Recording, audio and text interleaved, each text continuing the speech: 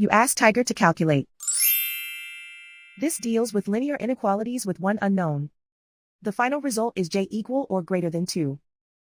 Let's solve it step by step. Swap sides.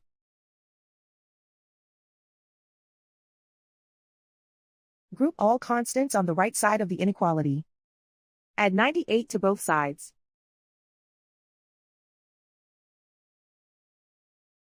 Simplify the arithmetic.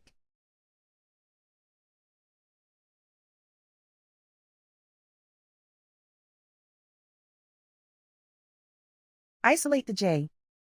Divide both sides by 96.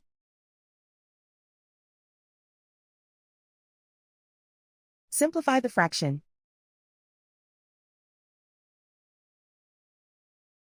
Find the greatest common factor of the numerator and denominator.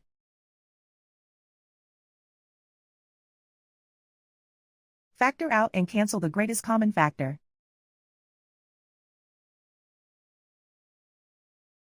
Plot the solution on a coordinate grid. And so the final result is j equal or greater than 2.